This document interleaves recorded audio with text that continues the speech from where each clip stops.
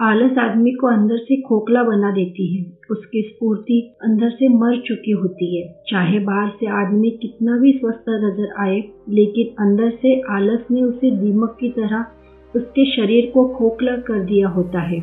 आज की जो कहानी मैं आपको सुनाने वाली हूँ, उसमें आप जानेंगे कुछ आलस्य के मुख्य कारण और उसको हटाने के लिए भी कुछ उपाय बताए जाएंगे। तो कहानी पूरी सुनिएगा। तो चलिए कहानी शुरू करते हैं।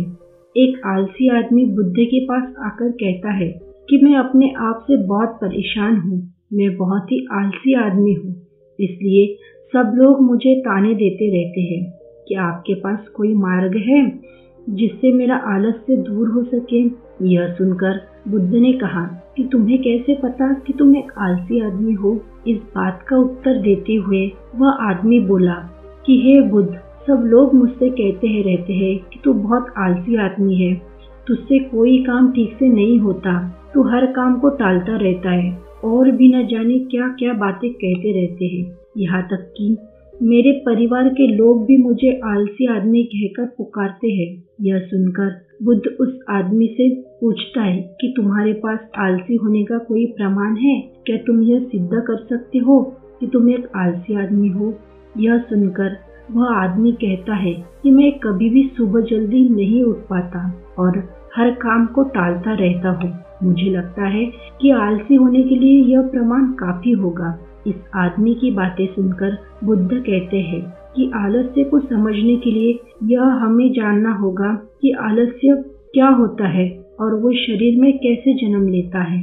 अगर कोई आदमी किसी काम में पूरा मन नहीं लगा पा रहा है, उसमें उस काम के प्रति जोश नहीं है, उत्साह नहीं है, तो उसका कारण आलस्य होता है। आलस्य जोश और उत्साह का विपरीत होता है। इसे समझने के लिए हमें यह जानना अति आवश्यक है कि आलस्य से आदमी के शरीर में कैसे पैदा होता है। शरीर, शारीरिक और मानसिक स्तर पर कहते हुए बुद्ध ने उसे समझाना शुरू किया कि सबसे पहले शारीरिक स्तर पर आलस्य को समझते हैं। इसके बाद बुद्ध ने अपने धर्म के भिक्षुओं की तरफ इशारा करते हुए कहा कि तुम जरा गौर से इन्हें भिक्षुओं को चलना, उठना, बैठना और लेटना देखो। इन भिक्षुओं के चलने में एक तालमेल होता है, एक लय होती है, बुद्ध एक आनंद होता है। और जब यह बैठने की मुद्रा में होते हैं तो इनकी रीढ़ की हड्डी सीधी होती है और गर्दन थोड़ी सी उठी हुई होती है। और वही जब ये लेटते हैं तो इनका पूरा शरीर एकदम शांत और स्थिर होता है। और वही जब एक आलसी आदमी चलता है तो वह एकदम झुका हुआ, थका थका और बिना आनंद के चल रहा होता है। याद रखो, 70% आलस्य से हमारे उठने, बैठने और लेटने से तय होता है। अगर हम अपनी इन अवस्थाओं को समझ लेते हैं और होश पूर्वक चलने, उठने और बैठने का अभ्यास करते हैं, प्रयत्न करते हैं, तो हमारा 70% आलस्य दूर हो जाता है। शारीरिक स्तर पर आलस्य का दूसरा मुख्य कारण होता है सही नींद न लेना। अक्सर हमें पता ही नहीं होता कि हमें कितनी देर तक सोना है। याद रखो, एक मानव शरीर को सीमित समय की नींद लेनी चाहिए। अगर वह सीमित समय से ज्यादा नींद लेता है तो भी वह आलस्य का शिकार होता है, और अगर वह सीमित समय से कम की नींद लेता है तो भी वह आलस्य का शिकार होता है। यह सुनकर वह आदमी बोला कि एक मानव शरीर को कितनी नींद लेनी चाहिए? इसका उत्तर देते हुए बुद्ध ने कहा कि एक मानव शरीर को 6 से 8 घंटे की नींद लेनी चाहिए। शारीरिक स्तर पर आलस्य का तीसरा मुख्य कारण है सुबह जल्दी ना उठ पाना। अगर हम सुबह जल्दी उठते हैं, सूर्य उदय होने से पहले उठते हैं, तो हमारे शरीर में स्फूर्ति होगी, एक ताजगी होगी और हम हर काम में अपना मन लगा पाएंगे। शारीरिक स्तर पर आलस्य का अगला मुख्य कारण होता है भोजन सही समय और सही भोजन न करना। शारीरिक के लिए अति आवश्यक होता है। कुछ लोग ऐसा भोजन करते हैं जिसमें कोई जान ही नहीं होती। अब आप ये सोचिए, जिस खाने में जान ही नहीं है वह खाना आपके शरीर को ऊर्जा कैसे दे सकता है? और अगर इंसान ऐसा खाना खाएगा तो उसका शरीर किसी भी काम को करने में प्रतिरोध करेगा। यह सुनकर उस आदमी ने कहा कि हे बुद्ध, शारीरिक स्तर पर तो आलस्य को मैं समझ गया हूँ, लेकिन मानसिक स्तर पर आलस्य क्या होता है?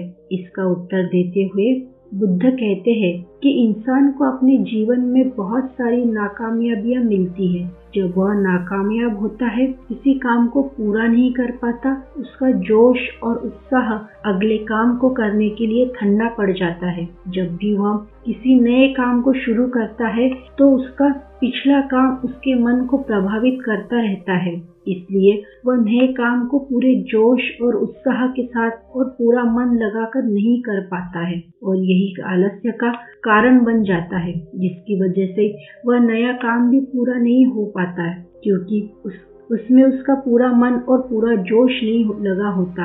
इसके लिए हमें यह समझना जरूरी है कि जो पिछला काम हमारा पूरा नहीं हो पाया, उसमें भी हमें बहुत कुछ सीखने को मिला है। उससे हमें एक अनुभव मिला है जो हम अपने नए काम में लगा सकते हैं। तो पिछले काम के प्रति नकारात्मक नजरिया रखने की बजाय सकारात्मक नजरिया रखेंगे तो आलस्य से हमारे मन में नहीं आएगा। मानसिक स्तर पर आलस्य का दूसरा मुख्य कारण होता है लक्ष्य का स्पष्ट न होना। तुम्हारा लक्ष्य स्पष्ट होता है तो आलस्य तुम्हारे मन में आ ही नहीं सकता। इसी तरह अगर किसी काम को करने की तुम्हारे पास कोई ठोस वजह नहीं होती तो भी हम उस काम को टालते रहते हैं। उस काम को करने का हमारा मन नहीं करता, क्योंकि हमारे मन में यह बात समाई होती है कि इस काम को करके कुछ फायदा तो होगा नहीं। इसलिए किसी काम को करने के लिए किसी ठोस वजह जानना जरूरी होती है। मानसिक स्तर पर आलस्य का अगला मुख्य कारण होता है आलसी लोगों का साथ। अक्सर कुछ लोग आलसी नहीं होते, लेकिन उनके आसपास के लोग आलसी होते हैं। अगर आपकी संगति में आलसी लोग भरे हुए हैं तो आप भी उनकी तरह हो जाएंगे। आपका मन भी काम करने से भागने लगेगा। आपसे आलस्य एक छुआछूत की बीमारी की तरह होता है। जितनी ज्यादा आलसी लोगों से आप घिरे हो, आलस्य का अगला मुख्य कारण है किसी भी काम को टालते रहना। कुछ लोगों की आदत होती है काम को टालते रहना। आज का काम कल का काम परसों। काम हमें यह महसूस भी नहीं होता कि धीरे धीरे यही हमारी आदत बन जाती है और यह काम को टालने की आदत धीरे धीरे आपको आलसी बना देती है। इसलिए किसी भी काम को कल पर मत डालो। और सबसे आखिर में बुद्ध ने कहा कि किसी भी काम को करने के लिए आपके पास उम्मीद होनी चाहिए, उत्साह और जोश होना चाहिए। हर काम को नया काम समझकर करना चाहिए। इसके बाद बुद्ध ने उस आदमी से कहा कि याद रखना, अगर तुम्हारे पास कोई स्पष्ट लक्ष्य है और उसे करने के लिए तुम्हारे पास कोई ठोस वजह भी है तो दुनिया की कोई भी ताकत तुम्हें वह काम करने से नहीं रोक पाएगी। दोस्तों, आपको ये कहानी कैसे लगी? अगर आपको ये कहानी पसंद आई तो वीडियो को लाइक कीजिएगा और चैनल को सब्सक्राइब कीजिएगा। धन्यवाद।